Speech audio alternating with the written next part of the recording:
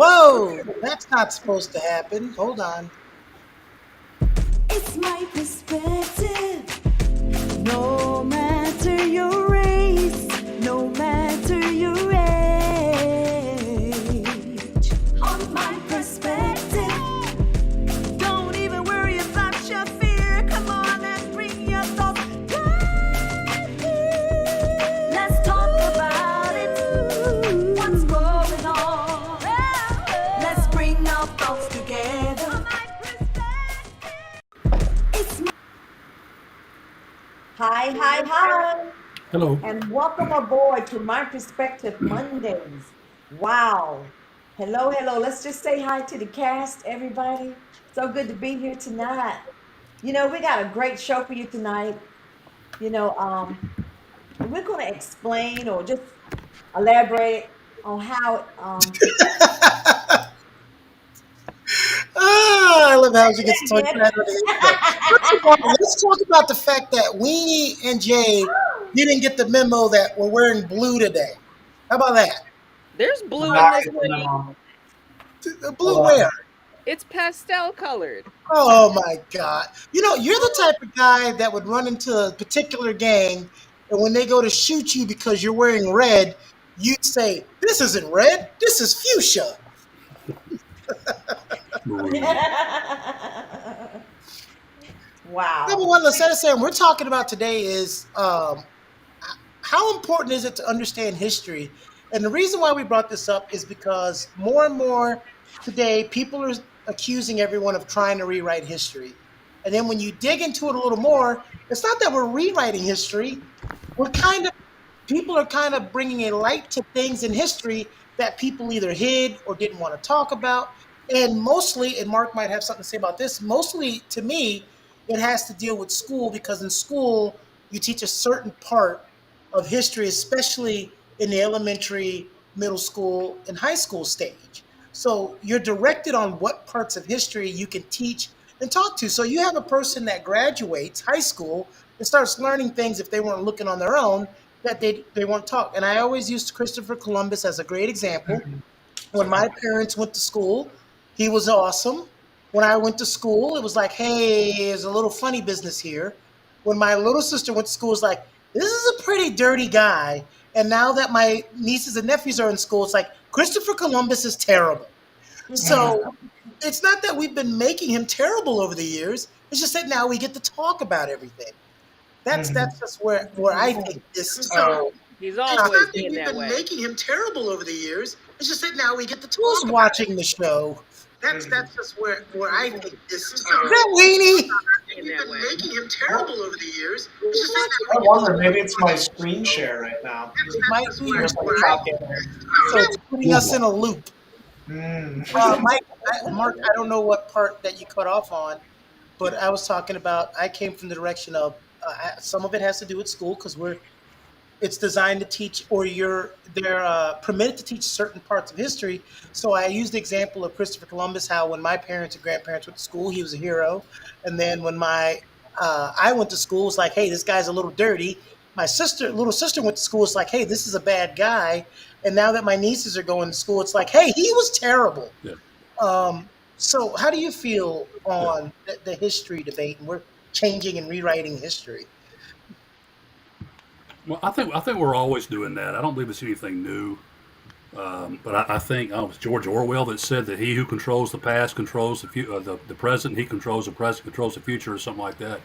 History is Um, written by but the it's victors. true though that there are some much different perspectives now on events and people that we taught were either good or bad. Conversely, growing up, and things are much different now. And when it comes to Christopher Columbus, I mean, yeah, I was taught he was a hero too, and a pioneer and all that. And now what you said is true, but I like to think of it this way: that I don't think that anybody or any one thing is necessarily all good or all bad. I mean, he certainly did a lot of bad things, but the fact is, if he had not done what he did, well, we wouldn't be here. Now you can take that as for better or worse, but that's true. That argument always makes me feel like, well, we might not be here, but that could or not be true. It may have happened later or Well, I earlier mean, because somebody else. But because it's that's like he's saying though, if Neil Armstrong hadn't landed on the moon, somebody else would have, but he did. You know. yeah. No, I'm saying yeah, but him landing on the moon didn't cause genocide. So I'm just saying. No, I'm just saying that the thing about World War One. Yeah. Some people say that it was started by the assassination of the Mhm. Archduke. Then somebody says no, it would have happened anyway. But the fact is, it did happen that way. So, Yeah. um, but we often, very often tend to paint people and events as either all good or all bad, Yeah. and that's too simplistic, um, in my view. But that approach that I'm talking about, quite frankly, requires thought, and thinking is not something people like to do.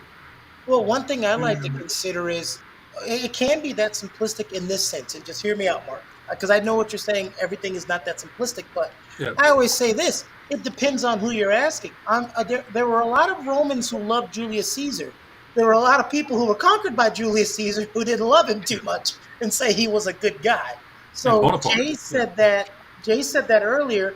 History is written by the conquerors, and that's why a lot of times things get uncovered in history I that said may the or might not have necessarily been true, but it was taught that way. I said Well, the he's victors, not the conquerors. Same thing. well. I think though I agree in large measure that that's the case. But sometimes, and I think I'm getting pretty obscure now. There are some cultures, or some subcultures, that quite frankly thrive on martyrdom, Yeah. and they they relish their. I don't mean to put it in a bad way, but they relish their defeats and their setbacks, and they sometimes can be used in a positive way. I mean, you take slavery for example, very very bad thing, um, but and also I'm thinking what are your old stomping grounds, say in Serbia or that area where they relish the defeats they've had in war of all things. So Jay's right for the most part, though. Yeah, well, There- you're right about when you say the slavery thing. No one's going to agree that slavery is good unless you're racist. But you yeah, cannot deny, unless you're really racist. I yeah, mean, you cannot deny the amount of money on free labor that was made in this country, which is partly responsible for a lot of the growth that we had yeah, in this country. So oh, absolutely. I take that as your example of something really bad happened, but it's why we are where we are today. And it's in a lot of ways it's very unfortunate. And there are a lot of as you all know, there are a lot of wounds that are never healed from that. Mm. And I don't know if they ever will be healed. Well, Seth, how do you feel about the importance of people trying to learn history? Because I know, like my nephew, when he was a teenager, he was one of those teenagers. If it happened before he was born, it didn't happen. He could care less. So, um, I how do think you? it's very important, Keone. It's very important that we learn history because if you don't know your past, how are you going to track your future? I mean, to some your present and your future. I mean, it's like a precursor of what's to come. I mean, uh, it helps you to um, either correct some things that you maybe couldn't have foresight of, or somehow know that you just have to, just like since you mentioned slavery, some people say, well, we shouldn't teach about slavery in school anymore. I never heard You that. know, we I shouldn't, we should not, we should let that, you know, we shouldn't talk about that, Well, and I know, let me pursue because both when you said that, I'm not sure if Jay meant that he agreed with me or with you. I've Um, heard I've heard it but several. when I've I was heard it. growing up, and it wasn't legally segregated, but it was a largely white school. We were taught about slavery, Yeah. Well, this is and how it it wasn't happened. sugarcoated. This is how. But here's the thing, Mark. This is how it happened where I live. It's not that they wanted to take out talking about slavery. They wanted to talk about how we talked about it. So leave out all the horrific stuff and get into it and over it really quick. Hey, basically, hey, it's a thing that happened. It's part of American history. All right, moving on to Columbus. Right. No, It's I don't. no. Well, You're saying no. naturally, We're talking from my experience. I'm talking about where I well, live. right, yeah, Yeah, and I'm talking. I can't attest to what you You guys went can go through, but on YouTube right now and look at town hall and school board meetings. I can get you the videos on places like Undisputed, and you can hear people railing against taking out slavery, Black History Month, and they bail it all together. It's out there. It's there. It's not something I'm just making up. Oh, no, I believe that. I remember I'm going back to so when I was in seventh grade, because when I was in seventh grade, you took the state history, and for me it was Georgia history, and we learned all about say Nat Turner, and I mean of course now this has been a long time, so I can't remember a whole lot, but we learned about slavery in quite some depth, and it wasn't sugar coated. I mean, and by that time we had mixed classrooms, say black and white. But yeah, you are right in that how we talk about it versus not talking about it at all. That there's a lot of controversy there.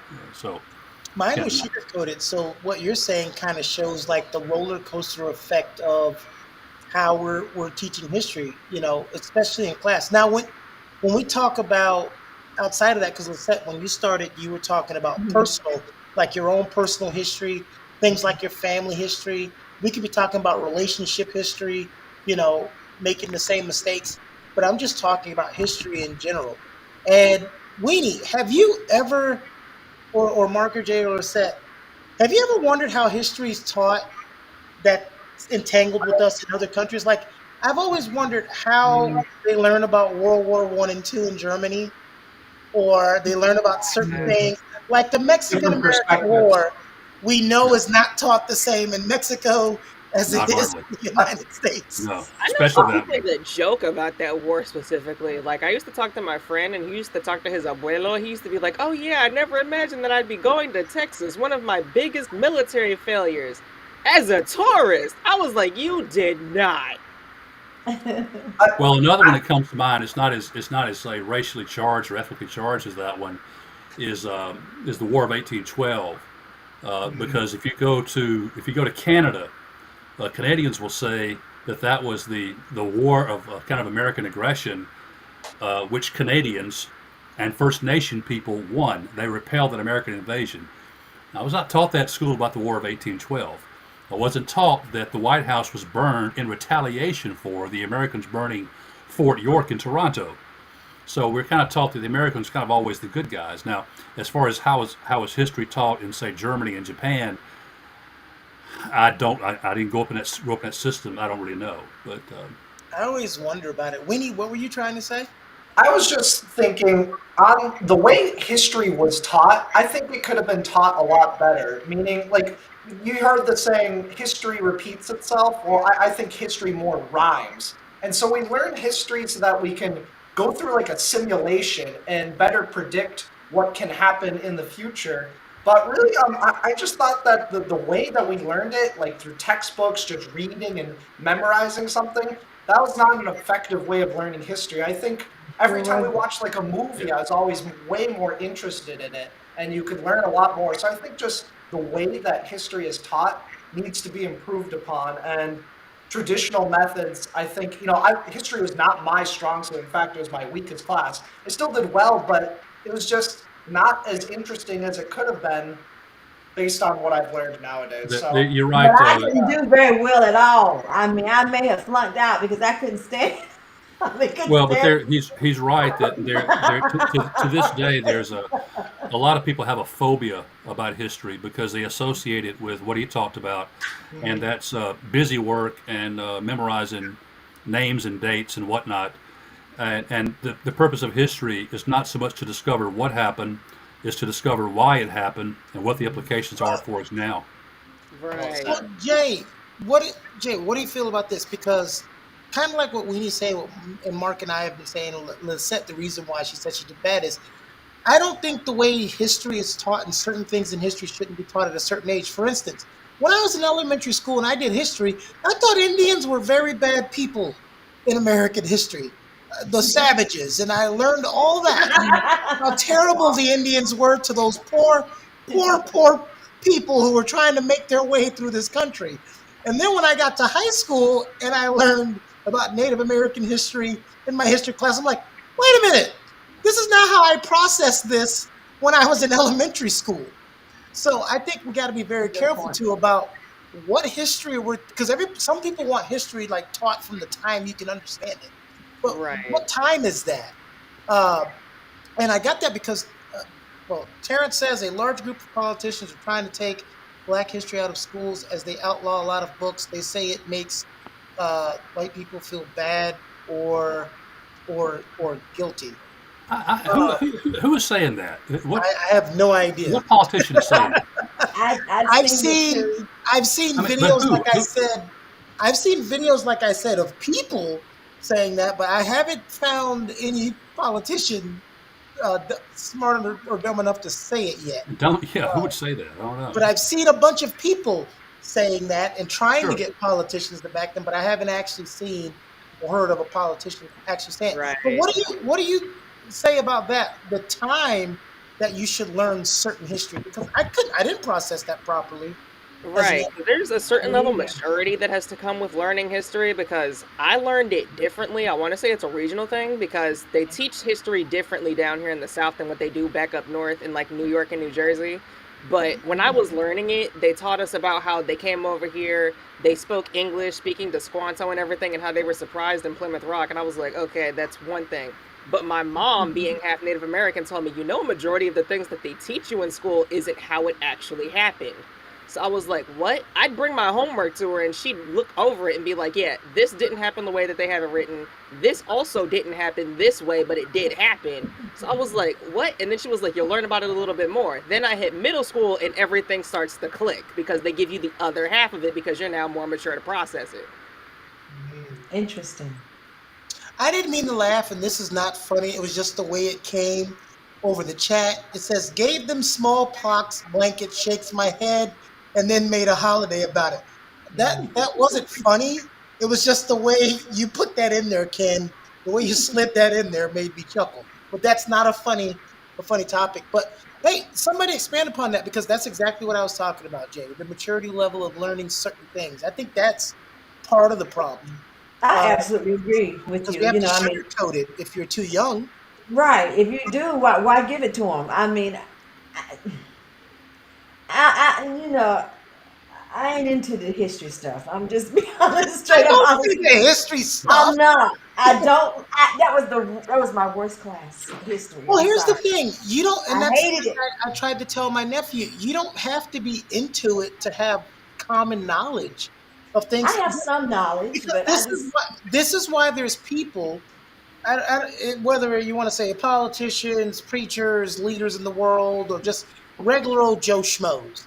That's why you have people that can say things and have a bunch of people listen to it that don't know history. I remember last Black History Month on Twitter, somebody showed a picture of a black guy in a monkey wrench, and they said this person invented the monkey wrench, and he was killed and his invention was taken by the white man, and now they call it, and then they called it the monkey wrench. And everybody on Twitter who knows nothing about history because they don't have time for it started making the comments that you think they would make. And then a history teacher came in and said, "Guys, stop listening to everyone on the internet. The monkey wrench was made 200 years after the person in that picture died." Well, John, it's like Abraham Lincoln said. Uh-huh. Don't believe everything you see on the internet. Mara, can I give the second dead guy quote today? Well, I haven't given my first one because what an actual quote. But please go ahead.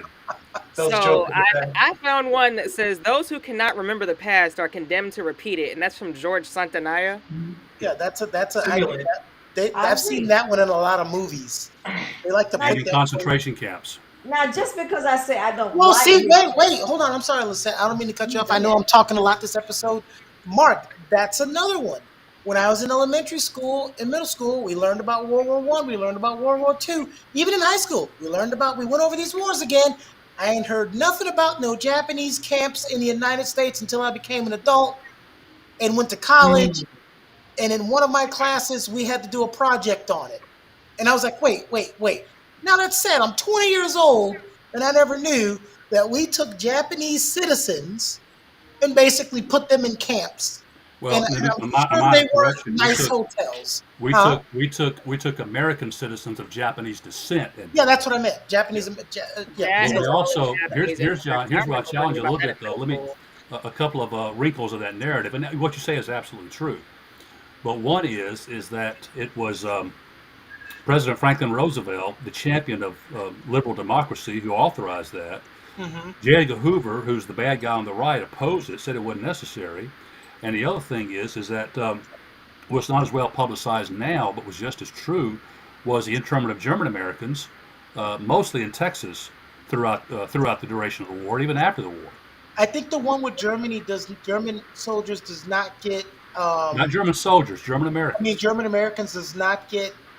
Uh, because from what I've read and have watched in documentaries and Americans of German descent and Asians of Americans of Japanese descent was the treatment was totally different, That I don't know. extremely different, Yeah. and that's why I don't think it's covered as much. You got to remember, this is a time where they would we call it MWR now, but back then when they used to do services for the troops, you have documentaries showing that they'd set up these movie tents. The black soldiers sat in the back, the white soldiers sat in front of them. I mean, the white soldiers sat in the front, and the German prisoners of war that they would take in could sit in front of the black soldiers. What sense does that make? Oh, it's abominable. Yeah. But we're So, talking about two different things, though. We are talking no, about no, I'm talking about what I'm talking civilians about is interned the versus reason why. POWs. Yeah. Yeah, well, I'm saying the reason why we didn't hear so much about that is because when I go back and watch those documentaries, I think the treatment is why there's such a big disparity on learning about that more. First of all, both of them are wrong. Yeah. Let's not get that. Let's get that straight. Both of them are incredibly wrong. But again, my biggest point was didn't hear about it until I was an adult. Yeah. There was no internet when I was 17 years old. I'm gonna challenge the set for a second. I think the set victim's not the right word, but say has fallen victim to the idea that she doesn't do history because there's some kind of mental phobia, a mental block about it because of the word history. But if I were to throw certain names at her in certain events, I bet you she could tell us about them. Go for it. Now, I'll start with an easy one, okay? But he's been dead for over 50 years. MLK. Okay. You can tell us something about it. Now, I'm not asking you to do it. You can tell us about Martin Luther King. Yeah. I'll throw Yes. another name. Abraham Lincoln. Yeah. Okay. It's funny that you said Abraham Lincoln because that Okay. just came up in the chat. Someone just put, how did Ken know you were going to mention Abraham? Did you talk to him, Mark? Future. He I said, talk to him every night. Yeah. was taught Lincoln freed the slaves because he had a conscience and thought it was wrong, but later learned that he just wanted to preserve the Union. That's a part of it. That's not all of it. He also had a walk with a guy named Frederick Douglass that opened his eyes to a lot of things. Lincoln even said, how can I keep a mind like that enslaved? Lincoln was a righteous dude, but he still did live in those times. But Well, preserving the our friend Union here, was a big part of that, but it wasn't the only factor. but yeah, our friend is right though. His initial motivation was just to preserve the Union, Yeah, and he had some but long contorted quote that yep. But substantiated what that. but what But happened was Very the war was complex. taking so long, and then he saw the effects. And was like, I can't just stop this because there was plenty of times during the Civil War where he was pressured to stop and end it and just let the South succeed. yeah, well, and he was personally opposed to it. hmm But as a matter of policy, he didn't care, at least at least initially. But Yeah, he had witnessed slave auctions. He was abhorred by it. But he said, "Well, but preserving the Union is more important." But yeah. again, I could throw other names and events at Lisette, and I bet she can tell us about them. I think she knows more about history, like a lot of people, than she gives herself credit for. It's just that she's like Weenie. There's kind of a mental block thing going on there, just like a lot of I'm people have not. mental block about math. I'm not completely dumb or anything, but I No, just. No, I'd say just the Nobody opposite. said that but you. But no. Yeah. Did Weenie say that? Weenie has been quiet. He must have said it under his breath. I'm saying I choose what history I want to study. Now I'm Of into the course. biblical studies of like biblical history studies, Oh, here we stuff go. Of like that. course. And I'm into, yes, I do. I am Yes, I do love to do some history on, like some, So you like fiction? American history, this, that, and the other. I'm into some things like that, but I have to really be into it. It's not like Like David something and I just, Goliath, cutting that head off. I look Yeah. forward to Yeah, studying. I'm into it. yes. She wants to That's read not me. about Samson. Clarence said, I think this was in reference to when we talked about Americans of Asian descent. Those people were compensated to some degree.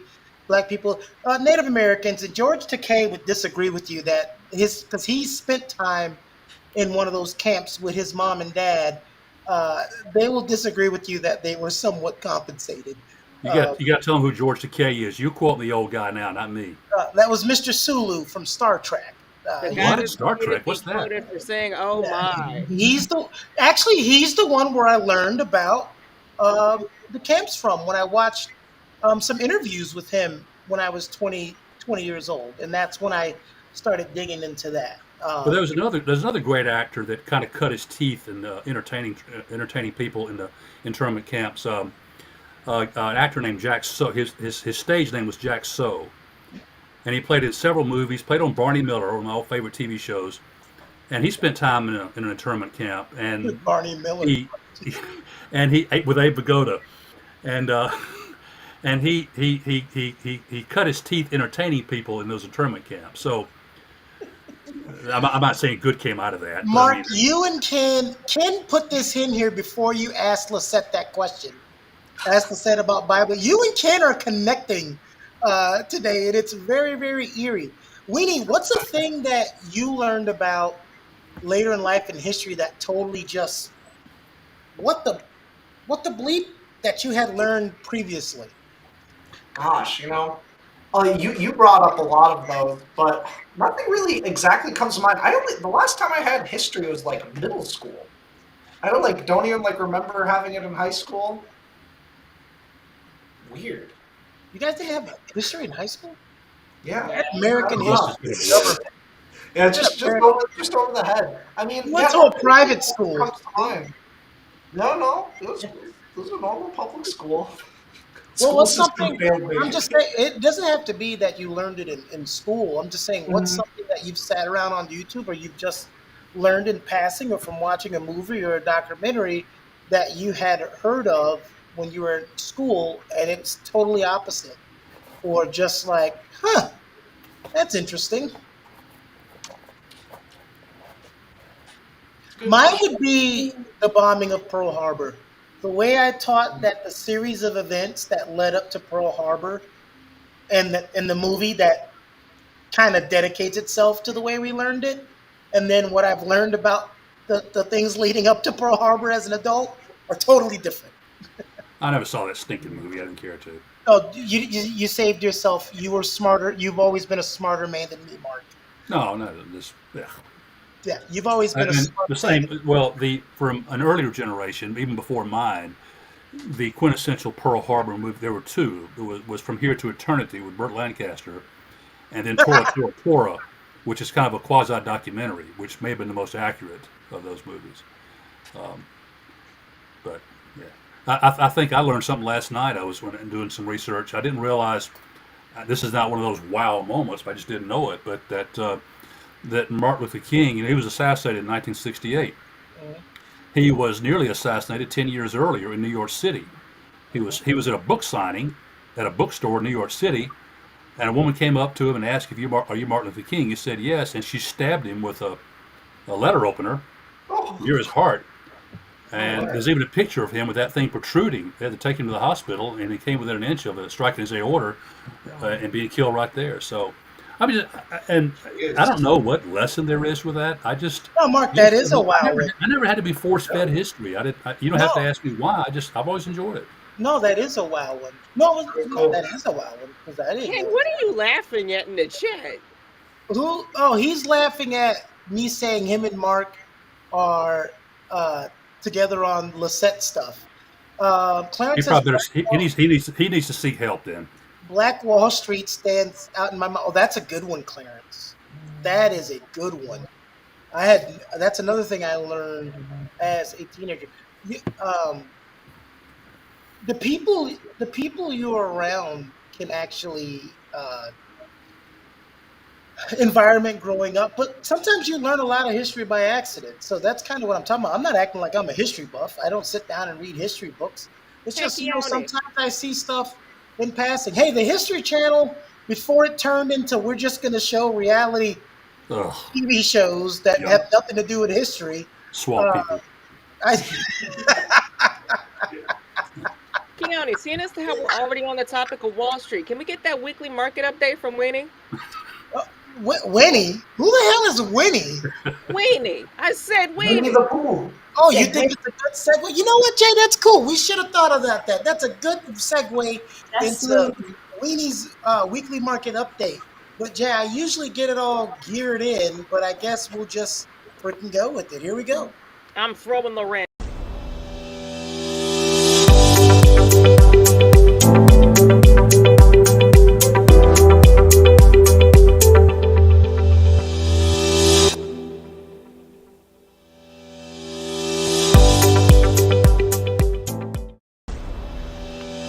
Hello, hello, hello. Welcome to Weenie's Weekly Market Update, where I just go over what happened in the stock market today, last week, and then I'm going to forecast what might be happening into the future, as well as giving some trading tips and tricks along the way. So overall, we got the SPY right up over here, and it's the S&P 500 ETF. This tracks most 401ks, and today having a nice good 1% green day. And if you guys have been following Weenie's weekly market updates, we're talking about the market probably getting a little bit of a bounce, maybe about 3%. We're still hanging out at about 3% up from our last Weenie's weekly market update.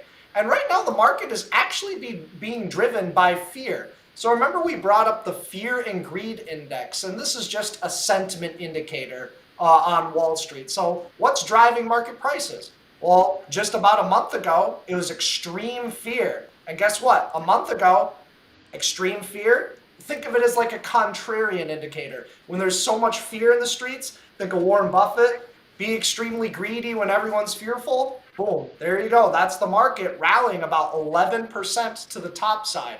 Just last week, the Federal Reserve raised their interest rates, so they made it tougher to borrow money, and the market sold off a little bit. And now it's starting to recover just a bit as well. But it wasn't always all that good. Tesla over here, TSLA, was making new 52-week lows. So Tesla stock has just been taking the beat down. And if you guys have been paying attention to prior Weenie's weekly market updates, you guys could have profited off of this. So we had some people profiting off of Tesla dropping. You can buy the inverse of Tesla, TSLQ. This goes up when Tesla goes down. And right here, at this red line, that was the entry that we were talking about for TSLQ. So nice good move on Tesla to the downside. Elon Musk is really splitting his attention right now with all his Twitter shenanigans. And I also wanted to show you guys what is a moving average. A moving average is kind of like price trends smoothed out. So what's this kind of like white line right over here? This is a moving average, and moving averages are great for beginners because they show trends. And what's cool about that, so if what you do is when you put up the moving average, draw a little arrow at the end of it. What's that arrow pointing? That's generally the direction the market is likely to head. It's a nice, smoothed and simple way of doing things. And you can adjust the length or the period of a moving average, meaning you can make it hug price very closely, and then it'll change directions. You'll be able to catch trends a lot faster. So this is a 10 period simple moving average. Notice how it hugs price very closely. And if you just draw an arrow at the end of it, it looks like we've got some sideways price action. And of course, a very common one is the 200 simple moving average. And that's what a lot of investors look at. Whenever price is beneath a moving average, we're more likely to continue a downtrend. When prices get above a moving average, we're more likely to continue an uptrend. So try out some moving averages if you're just starting out with, technical analysis, trading, investing, and it can help increase your accuracy on your investments or trades. So we talked about SPY, we talked about Tesla. This week we have Disney earnings coming on up. And if you guys recall, if you guys were paying attention to last Weenie's weekly market update, I guess it was actually a couple months ago, we were talking about Disney potentially being a short right over here, and Disney has dropped heavily since then. And that's just because The overall market's just in its downtrend, but this week Disney has earnings. We're going to find out how many people are watching Hulu, how many people are subscribed to Disney Plus, how are Disney's cruise ships doing, how many people are going to Disneyland, metrics like that. So pay attention to Disney earnings. We can expect about a 10% move to the top side or a 10% move to the downside. In the long run, though, Disney is likely to break these lower lows, and it's going to be not as big of a company in the long-term future. So keep an eye out on Disney. Also, I want you guys to keep an eye out on XLV. And XLV, it's an ETF, which is just a basket of stocks, and this is the healthcare sector of the overall market. So healthcare sector stocks are in a bullish chart pattern. Remember how I was talking about the moving average? Well, price is breaking above the moving average. And if we look at some higher time frames, it has failed to drop. When something fails to drop, it's more likely to go up. So check out XLV, the healthcare sector, for a little bit of relative strength and potentially even new all-time highs in a market that's getting absolutely destroyed. So keep an eye out on a sector like that. And one last individual stock, SQ, Square. Square is starting to get a nice good rally after its earnings report, and it's a little bit more of a volatile stock, meaning it goes up and down a lot more than the regular market. But think of Square, the Cash App, if you guys have ever used Cash App, that's what this company is. And I do expect a potential, 10% move to the upside on Square. And again, none of this is financial advice. I'm not telling you guys what to buy or sell. You guys make your own decisions. I'm just showing you guys some charts that look pretty cool to me. And then lastly, I just wanted to briefly touch on the SPY. We talked about potential sideways trend. We have our CPI inflation report coming on Thursday, and we'll find out if inflation is going to be hot or if inflation cools off a little bit. But expect some sidewaysness into the end of the year. Maybe a potential rally. I don't see too much dropping anytime soon, but keep an eye on the fear and greed index. So that's all I have for today's Weenies Weekly Market Update. I'm studying for my CMT exam, which is super exciting. It's a professional status that's known kind of worldwide. So CMT, very excited to get my chartered holder in a few months. That'll be exciting. So thanks for tuning in to this Weenies Weekly Market Update. Let me know if you have any questions. Let's get back to the show.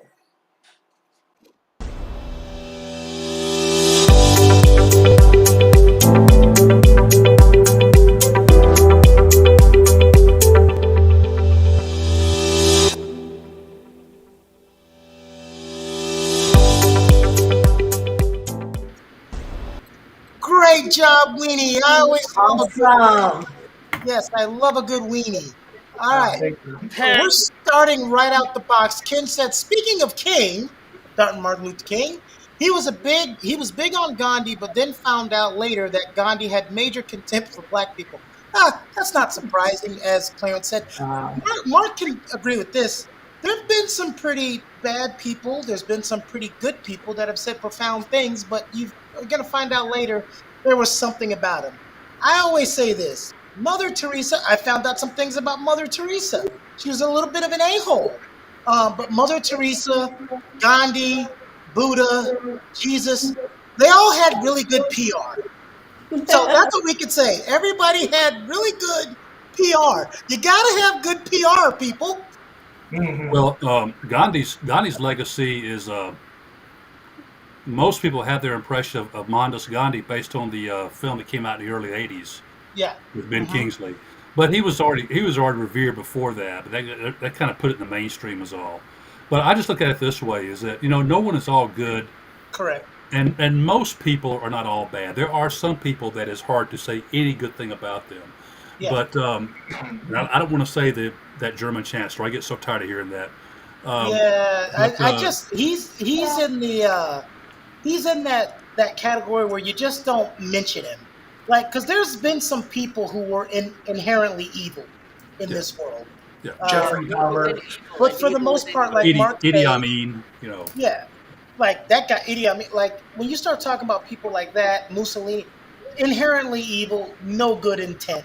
Yeah. But Mark said for the most part, you do have people that, hey, maybe a little bit bad about them, but they may not be rotten to the core. I've done bad things. Of course. I've said bad things, and I've done bad things to people that I regret doing.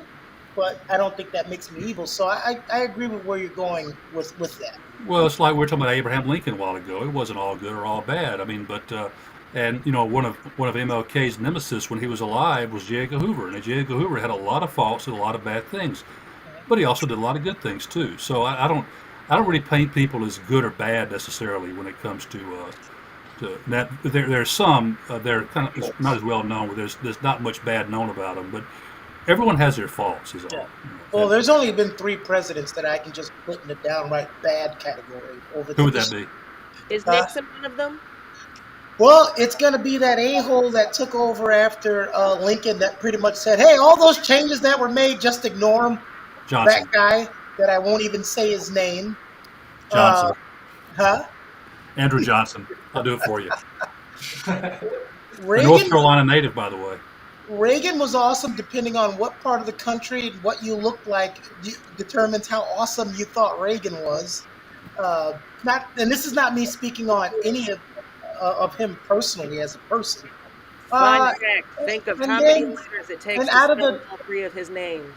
out of the three presidents that I'm mentioning, he's the only name that I'm going to say because the other two, Mark said the first one, they're on the he who shall not be named list, and it's one that we had recently. I'm not going to say his name. You might not know who it was. It could have been 10 years ago, 18. He's pretty much a buffoon. And those are the three that when I watch when I watch the Jeffrey Epstein documentary, and when I see one of our former presidents partying at a younger age in his mid 30s, uncomfortably grabbing on teenage girls, it makes me say there's no redeeming qualities about that person. Was that Trump or Clinton? Clinton Yeah. wasn't a friend of Jeffrey Epstein. I've seen them photographed together. But Which documentary where, was where I that? come from though is and I am It's a Jeffrey Epstein Okay. documentary. Oh, that's right. another king size pedophile. But where I come from on good and bad presidents is not the ones that stand out the most, but the one thing we have a hard time determining is what qualifications a person should have to be president. And some of the ones who've had the best resumes going into the presidency were the least successful. Mhm. The guy who preceded Lincoln, James Buchanan, had a sparkling resume, but was a terrible president. Yeah. John Quincy Adams, I mean, George H.W. Bush had a great resume, but only served one term. Yeah. So Richard Nixon had a great resume, but you saw what happened there. So I think I- what You makes define a a good president. great president is someone that's got a good character. well, I mean, It's how do good you I got a morals. good character. I wouldn't be a how good. do you Well, no, I judge? take it back. I Well, don't. But look, anyway. how do you It judge helps. character? How do you judge character? Number one, It just helps It's somebody. different for. Yeah, but character is relative. Again, it's one of those things that depends on who you're talking to. Your judge of a good character may be different from Mark's or my or Weenie or Jay. Now, we're not talking about morals. We know not doing Morals. That's what I'm unmoralistic things. saying. Morals. But here's the thing, and I heard it from someone that said one of the biggest faults for Reagan was putting out the notion that the government is bad or evil. Here's the thing. We love to pick on politicians and people like lawyers. It's low hanging fruit. Most of the politicians out here are trying to do a good thing. But when we get stupid and people not doing the right thing, we like to do what we do with everybody and canvass all the politicians. All the politicians are evil. All the politicians. Some of these people, I had a friend who said politicians are just evil. I'm like, your uncle is the mayor. Oh, but he good people. What do you think your uncle's the only good mayor in the entire country? Or You your think local your school uncle's board. the only good-natured person in the entire country? Well, your local, schlup that runs for the school board. I mean, why you want to be on it, I don't know. But I mean, That's an but ego thing. those, I don't know, but those are politicians there. And I've known some of those people, and they're fine people. It mesmerizes me as to why they would want that job. I don't know, but I don't either. But as far as what things that you teach your children to do, to be honest, to be respectful, and someone that you are looking up to, you can't say that they are.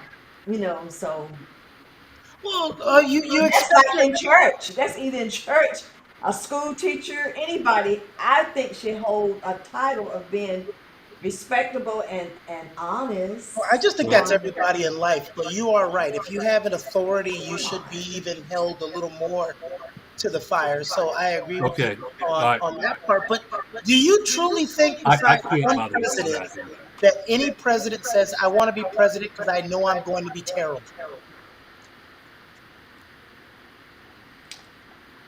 um, No, of course not. I mean, at least try. I mean, you don't have to be the smartest Well, person in the world. You don't have to be the smartest person, but at least be respectable, be honest, be truthful, be well, you're Does not it, first. don't First be of a all, you hold on, know. Mark. Let me get this one. The one what you said, be respectful. I got it. We expect our presidents to act presidential. That goes without saying, and some have and some haven't. But when we talk about honest, we also got to remember number one, a president's never going to be honest about everything. They can't. It's Right. impossible. No, they I can't. mean, don't be You caught in a. people say they want to know everything, but when they get told information, they're like, "I wish I wouldn't have known that." You think You FDR don't was honest throughout World War II? No way. yeah, He You you couldn't be. can't don't handle the want truth. to know everything. And I think another thing that happens with presidents, and I want to throw this to Weenie because I know we've been shouting over you a lot. I want to oh throw no, this to you're Weenie. good. I'm listening. Sometimes what happens with, and this is not me sticking up for politicians, I'm just saying, it's just life. Sometimes you run on a platform and you have ideas and things you want to do when you become mayor, governor, or president. And then when you get the job, you are now privy to information that you did not have because you weren't allowed to be privy to it. And then Yeah. sometimes it's like, oh shit, this thing that I wanted to do, I can't do. But if I just come out to my constituents and say, hey, you know that idea I had? Yeah, we're not doing that. No. So what do they Well, got to do? They got to fandangle and finesse a way Like, to let you down because of our feelings. And we don't, All of you that. lied to us. that's All why of it. Obama didn't close Gitmo, On top of that, did you see how quickly he got and why gray George hair Bush at the raised beginning of taxes. his term? It's so stressful. Taxes and taxes. That's every so if anyone says a president doesn't work hard is ridiculous. Only been one president that since I've been alive that people have said this president slept more than anybody, didn't get up when like all the other presidents did, kind of did what they wanted to do and didn't take the job seriously. And we all know who that president is. No matter even the ones that were bad, at least attempted to do the office the way everyone. I mean, do the office justice. But But anywho, you had one president, Jimmy Carter, who thought he could work his way into a successful presidency. If he'd get to the office early enough, he'd stay late enough, he'd be successful. But that's not being a leader. That's being a hard worker, not a leader. That's where he fell short. He was a you think he gets a micromanager. bad He rap? couldn't lead. I think Jimmy He gets Carter. a bad rap, but he was also a bad president. I think as the years have gone on, though, the takes on Jimmy Carter have have softened as compared to what they used to be. Uh, I'm kind of the opposite. I think he's been a meddler. He has interfered with all of his successors, except Joe Biden, because now he's too old to I don't interfere. want to hear that though, because until super PACs get removed from hi the AJ. revolving door. Yeah, that's different. We agree with you, but it still doesn't mean everybody that's a politician is evil. Like let's stop that there. My uncle's a politician, and he's one of the most moralistic guys you could ever meet. It's just easy for us to paint this brush, especially if life's not going good for you. That's low hanging fruit. I had a friend, his father is so racist, and he would rail about Obama was the reason why he hadn't had a job in 8 years. And then 2.5 years into the Trump presidency, because that was his dad's biggest fan, he goes, Dad, Trump's been in office 2.5 years and you still don't have a job. Who are you blaming now? And he was like, shut the fuck up. It's low hanging fruit. Yeah.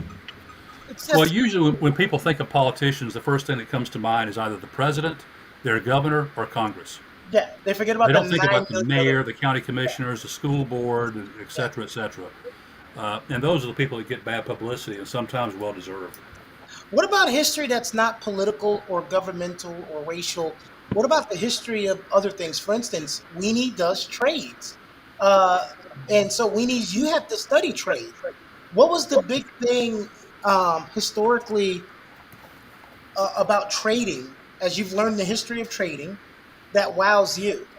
like something that used to be done and now it's done in a much better way uh, because of what Oh you yeah, learned I about mean, the history of it. back in the day, they used to like have to like write down tickets and like bring them to the counter. You'd see all the Wall Street people. They'd be like waving their tickets. Now you can just click a button and get executed immediately.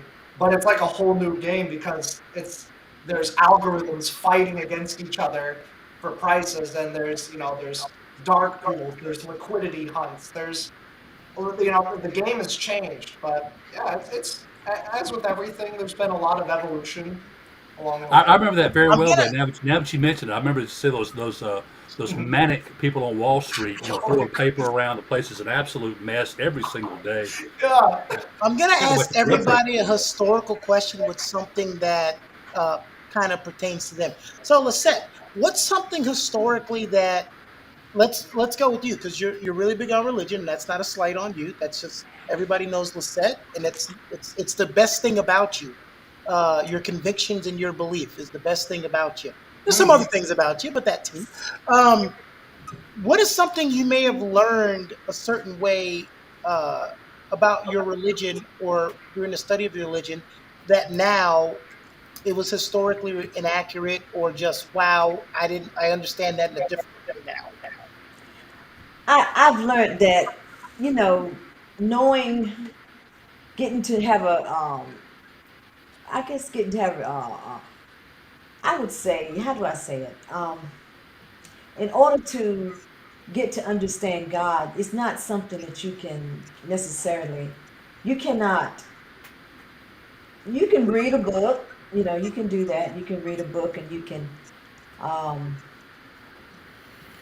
study, different, whatever, manuscripts, whatever. But the way to get to know him is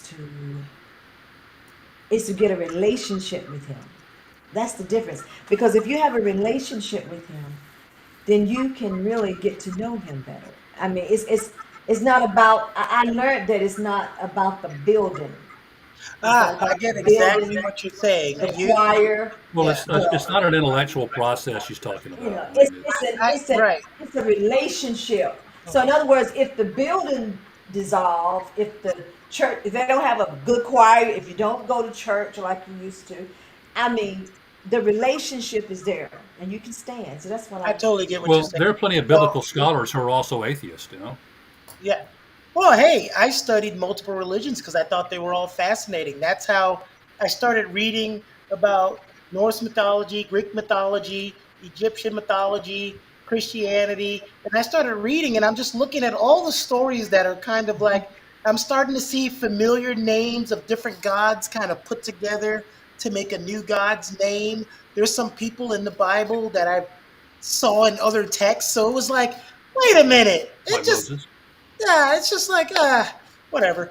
Yeah. But I get what you're saying with that because I grew up the same way. You thought if you read the Bible and you go to church every Sunday, you got it made. But you've learned that's not how you've got it made. Okay, It's a got to have that relationship. relationship. Got it. Mark, for you, you've been a professor how many years? I've been teaching off and on for well, part time and full time for 35 years now. That's what I'm interested to know historically. What's the biggest like? I don't know how to ask this to you. I wouldn't say the biggest change, but how is Mark the 25 plus years ago professor and the way he did things, and the Mark now that's been a professor for 35 years? What's been the biggest historical change that you've seen? Well, in the people in my discipline, criminal justice, they're much less conservative now than they were at one time. Mm. We in say in the 80s and the 90s, we had a lot of people who were interested in law enforcement, and it just had a much more conservative orientation than is the case now. And I see some good and some bad. I mean, I think some people are way too far to the left nowadays and don't have a real view of the world. But on the other hand, the reverse was the case in the 1990s. We had people who saw everything as black and white, and and were Hmm. very I won't say far right wing, but just dogmatic right wing. So I think the kind of the social beliefs of our students have changed somewhat. We're much more left leaning now than we once were. And again, I see some good and some bad with that. All right, Jay, the animator, the creator.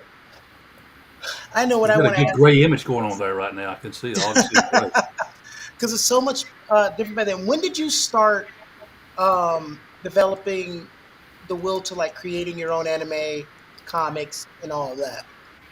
So it was mostly in high school back when I was hanging out with a couple of people and they were doing sort of like RP servers, create your own character, create your own story, interact with different people. I was like, okay, this is something that I've never done.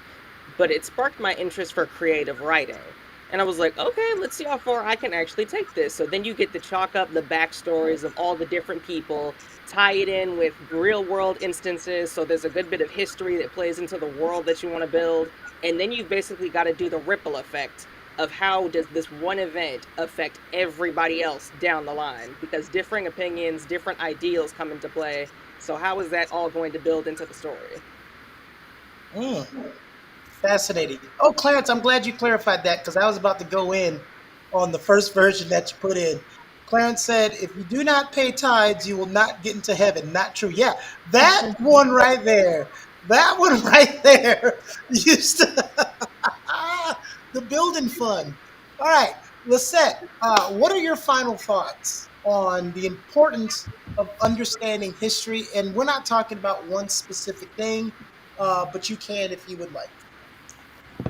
Yes, it's very important to understand and to not to forget history because I think it's a sad it's a sad account when you have to um, close your ears to uh, the knowledge and the instruction of people that that has been where you're trying to get to and you won't listen. They can give their historical account of what they had to go through to make it or to get through a certain obstacle in life, and you won't listen.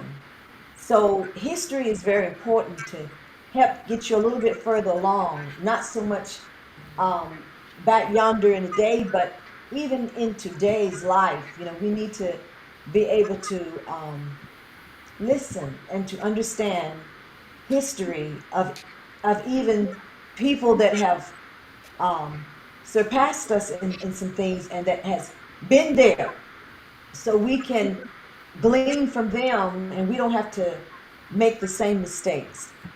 Okay. All right, Jay, So what's the question? Weenie.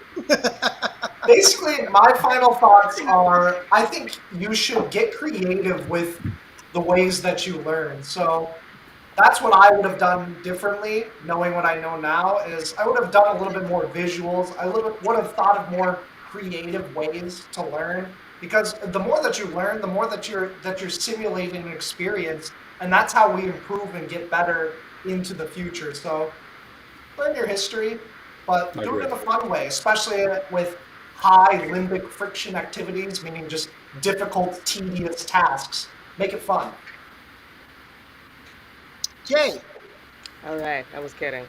So, when it comes to history, educate yourself because you don't want to get caught in that paradoxical loop of repeating history or at least a shade of history. So, educate yourself on where you want your future to go based off of what's happened in the past in order to not get stuck in repetition. But at the exact same time, you need to make sure that you ask the right questions to the right people because some people have biased. And that's the last thing that you want is a biased opinion when you try to educate yourself. stop trying to impress Professor Mark with your big words. All right. My final thoughts is What about mine? Do I go last or what? yeah, you're going last. Okay, My final thoughts this is is very important. never be afraid to learn something new. I think the way that we have to learn today, it's not forced on us. I'm old enough to remember if I wanted to find out information, I had to go to a library, check out about 5 books to find the answer to the 3 questions that I'm trying to answer. But now you just Google it, right? And the biggest reason of history that that brings me to is music. I'll be talking to someone about a song and they won't know it, and they'll say, "Well, That was 1980. I'm 28. And I'm like, yeah, but I know music before my time. It doesn't Sure. mean that it didn't happen because I was born in a certain date.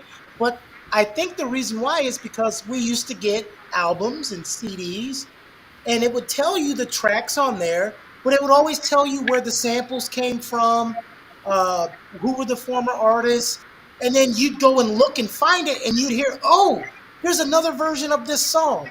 But now the songs just kind of come out. So I think the way things are presented to us, if we're not going to find it ourselves, we're never going to find it. Because I used to learn stuff by accident.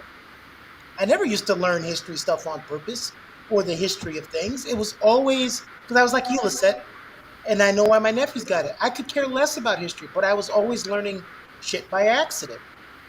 Uh, Mark, Well, piggyback on what you two guys, you and Winnie just said about not everything has to be fun, but I think one mistake we made teaching history is that we teach it, and the only thing people really know are we study about politics and about wars, and there's so many things about history that are so much more interesting yeah, and also relevant too. You mentioned the history of music, okay? The history of sports. I love reading about all old, former baseball players, football players, basketball players, etc., and even the history of fashion, for example. Inventions. And yeah, I mean, or religion. And so, and one of the criticisms of history is it is his story. In other words, it's always told from the male point of view, and that usually means talking about politicians and wars. And there's so many things about history of other things that are just as interesting and just as relevant as the politics and the wars. And it's not all bad either. Sometimes it's just fun to learn stuff. yeah, it is. Don't be scared to Knowledge, knock the dust out of the pages. knowledge. I thought you was gonna say something else. You said don't be scared to knock the dust, and when you started with that P sound, I was like, where are we going? All right. So last comment, Clarence says after tomorrow there may be a big shift in the country that is not for the better. Everybody needs to vote. Yeah, we hear that every election for the eternity. We will hear it for the every election for the rest of your living The, life. the Uh, fate of the planet is, yeah. it's always going to hell. All right, everybody. Thank you very much for this episode today. Next week I'll be shutting up and Lisette will be hosting. I just wanted to take over because this is a hot topic and we kind of came up with it today. So everybody, thank you for enjoying. Like and subscribe. Listen to that beautiful song that's sung in the beginning, composed by Ken. I think that's the proper way to say it, and sung by Lisette. Enjoy the rest of your Monday. I'm gonna go watch Monday Night Football. Thank you, Weenie. Bye, everyone. Night, everybody. Bye. Notice that